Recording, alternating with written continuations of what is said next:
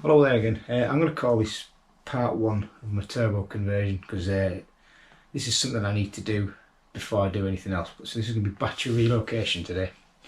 And what we've got a replacement battery, an Odyssey battery, PC680 is it? Yeah, PC680.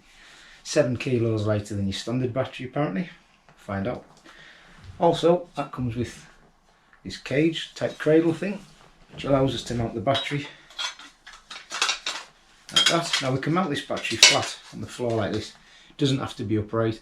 Any direction apart from upside down is alright to mount this battery. So we're going to look at mounting it this way on.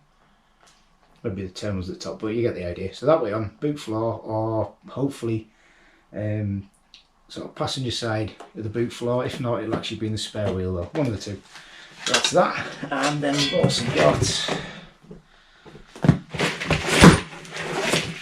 some stuff. A lot of wires, heat shrink and stuff. No, this is what I'm going to use to join. Can't even open it. Anyway, that's what I'm going to use to join the original wire into the new wire, like a little terminal block. So I'm just going to hopefully mount that roughly on the chassis leg where the battery is now. So you have one coming in and the new wire going out to the boot. Connectors and various screws. I think that is, yeah, I reckon that's the fuse holder. I reckon that's a fuse and a fuse holder. Looking at that, that seems to be about right. So, yeah, that looks right. Fuse and fuse holder, and that's the little screws for the battery. And I can't use those. Oh yeah. See, it doesn't have post adapters on the battery. If you look, it's got like it's just screws. So what you get is like your. I haven't got one to show you. I'll just use that as an example. You basically put that on there with your screw through it like a little terminal. Just bolt it straight on. You can get post adapters. I might get them. I haven't decided yet. We'll see if this is all right. Like it is. It should be all right. It shouldn't be a problem. But if I don't like it, then I'll get post adapters because they are just a bit easier than taking these Allen keys out, I imagine. Well, who knows, but so that's that. Odyssey battery, cage, wiring kit, battery relocation, and weight saving, important. Go faster. So you can imagine your turbo sat over there, you got your intercooler down there, your pipework has got to come off this throttle body and head downwards, and come from the turbo and head downwards, which is no space past that. So that's why we're shifting this battery today. I'm going to see if I can actually mount that battery there instead, which would still give enough clearance to go past, which I mean I wouldn't have to do any real massive amount of wiring, to be honest. So that could be an option. Otherwise we're just going to chuck it in the boot. Should be able to just obviously rewire into there, then run the wire down.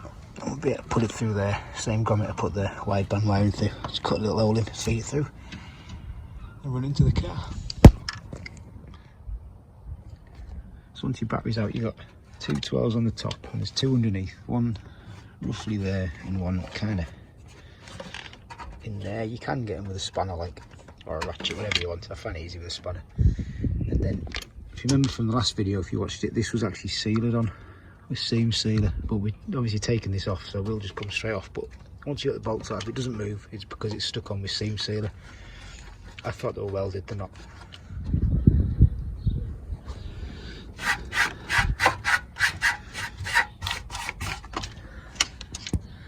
Even painted that, bloody hell.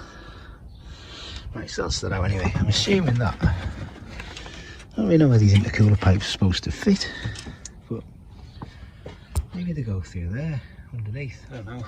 One could go down there, I guess. I don't really know where they go. Yeah, they must come through there. See that plastic there? That's easy enough anyway. So, battery out, tray out, cover out, everything else out. Now, this earth here just runs between the battery, gearbox and the chassis, so I don't need that anymore, that's useless. It's just the power wire I need to tee in, because that's the main power for the car obviously. So I can remove this one and then look at what I'm going to do with the battery. Unfortunately, I had hoped I could mount it on there, but it's not going to be possible. No, but that's given us enough space anyway. So I've chopped this little bit out of here, which then means giving me a bit of a better angle on the wire, and still fit the conduit on it as well. So that means that should all easily go into there. I may still lengthen this wire yet, I don't know. May change it. But for now, that should work. So what I need to do now is I need to drill that hole out there so it'll accept the standard battery tray bolt. And that should mount on the chassis leg back where the battery tray was. That's the junction box done.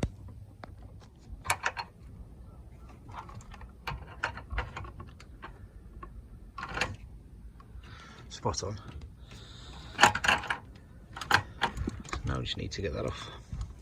And I'm crimping you put that connector on there. Cut through that cable. So what we're going to do is I'm going to feed this through this hole here, which is already there cleverly in the chassis. Right round the back of there. Tuck it behind that wire.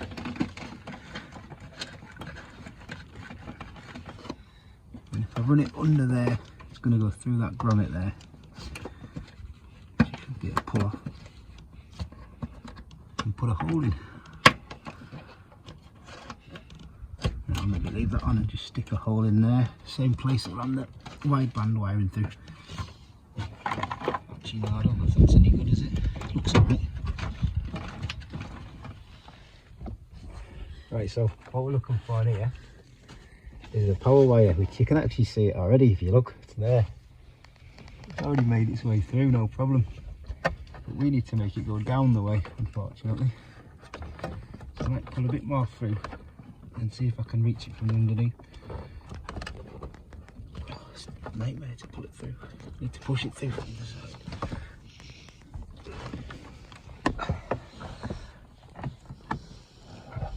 There we go, it's got a good bit now. Right, so power cable's pushed through the grommet and it'll just sit itself up there nicely. Look at that sunlight. Glove box will close, absolutely no problem. And now we're going to run it down here. I need to get that back out. So we've taken this trim panel off here, which is on the seat there, and just pulls off. And I don't know how this one comes off, but I'm imagining it's just pushed in with them stupid plastic clips like all Honda parts are. So we need to take this panel off, run the wire down there, and then I think we're going to have to look at taking this panel off and try to get it into the boot, and that's that done. Unfortunately, managed to snag the wire, but we can chop that, it won't matter. Should still be able to use a bit of that for the fuse and stuff anyway, so it won't be a problem. That just need to make a little cut, so yeah, take that back out. That's it, ran through, that'll do nicely. Right, to get this trim out and that trim out, you have to take the seat belt bit out, which is 214 mils, there and there. Dead easy to get out. That just means we can now get this out, because that's screwed through that, which is ridiculous. And this means this will also pull out as well, which we should. I don't really. We need to lift this seat up. I need to figure out how the seat lifts up as well. I've never actually tried lifting these seats up, you know. I assume they do.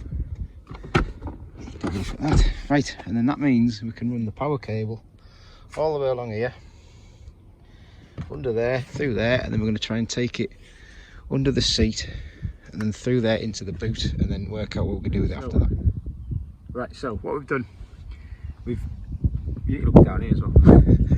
So what we've done is we've fed it on the top of the sill there, and we've taken off like this, obviously, which shows 214s, and we've pulled this about the way, pulled a bit of carpet out the way, and you can just get your hand in and push the wire, which means you can get the wire to come out this side here, that part of the chassis, which is where we want it, because then we can run it underneath this seat, and then we can pull it back through into the boot, which is exactly where it needs to end up. So that's pretty good. That's gone actually, well, that bit, I won't lie to you, that bit was a bit of a struggle getting the wire to come up and over that bit of brace. It's a bit of painful, but if you get your hand in, you can just get it, wiggle it through and pull it on away it goes. That was a bit annoying. So now we just need to feed it into the boot, then we can put all the trims back on, and then we can start looking at the wiring in the boot. and then all we need to do is connect the front up, make an earth in the boot, job sorted. So when you run the wire, you need to make sure you tuck it that side there, because if you look on here, you've actually got these notches here, so you need the wire to run this side, otherwise, as you can see there, I've tried to push down on the wire with the plastic.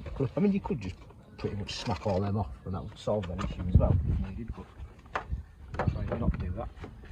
So feed that back in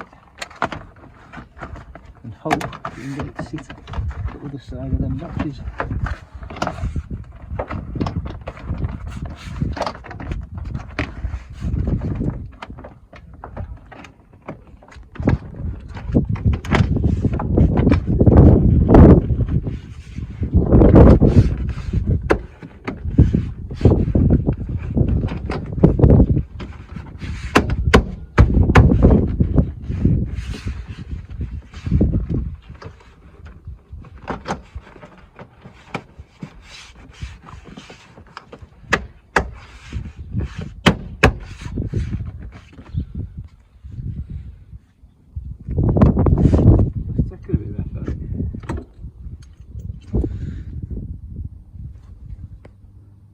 All trimmed back in.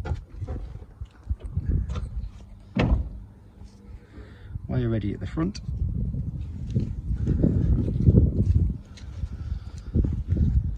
Wire ready at the back.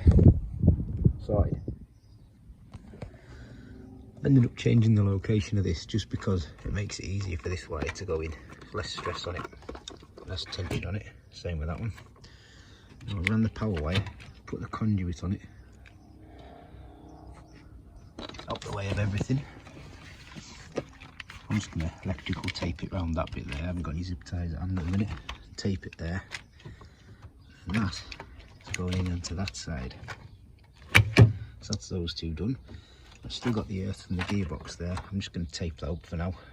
Put tape around that, and then I'm going to get another connector for there, because I can shorten that no problem. Cut that off. I'll run straight to there on its own. And that's the front end completely done. Just the back end, so the battery to mount, and then fuse, and then earth, and that's it really.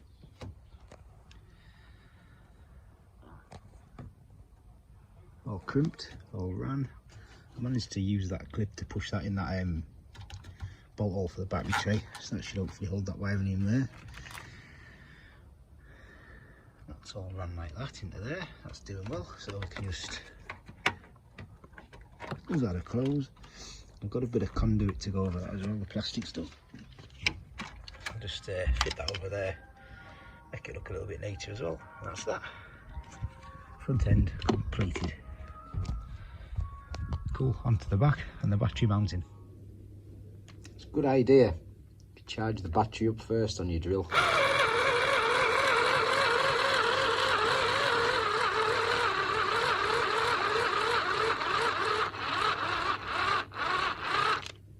Oh well, I guess we'll have a short break.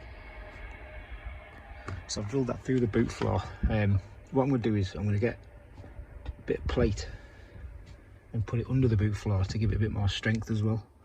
I mean, that ain't going anywhere, but the boot floor is not the strongest, are they? So next thing I done was you got these already threaded holes here which don't do anything that I can find. There's nothing for them, so I'm using that as my earth.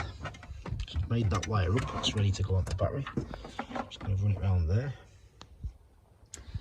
Now all I need to do is chop the power wire, get the fuse fitted. I'm just going to stick that on there. It comes with these sticky pads, they'll do. Onto there, that'll it. Then we can see if it starts, hopefully. That's power wire fused. I haven't stuck it down yet. I'm just going to see if it works first as well. And the earth wire done. So yeah, batteries, you always connect your power first and then your earth. When you remove them, you remove your earth first, then your power. I don't know if I mentioned that at the start, but there you go. So let's put the power on. Of course, these haven't got the normal sort of post terminals. They've just got like a little Allen key. So I need to get in down there, screw that in, and the same on that side. And then let's see if it's got enough power to start. Be interesting. Well, we have power. That's a good sign.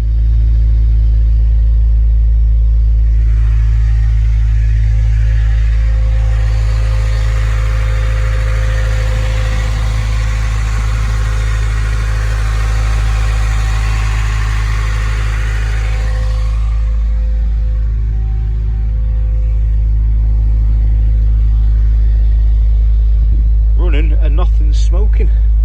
Sweet.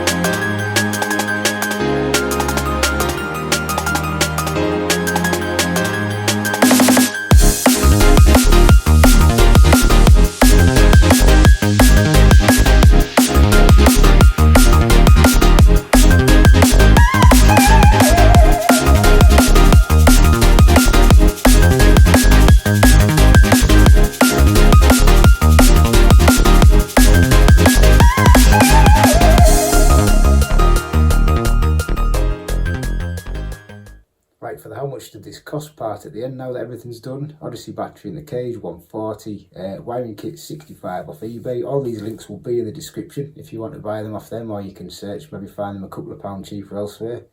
I just went with the easiest companies that I'd heard of and things I knew, so I bought those. The only thing I needed actually extra was bolts.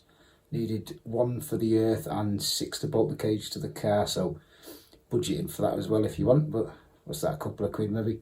I already had those, so that wasn't a problem. I didn't need anything else, everything else was there. I got the 6 metre kit. I probably had a metre too much, but it's better to have slightly too much than only just enough, so in case anything goes wrong, which it did, because I put a little nick in the wire. But that's that done, sorted, so that's it. Battery relocated to the boot.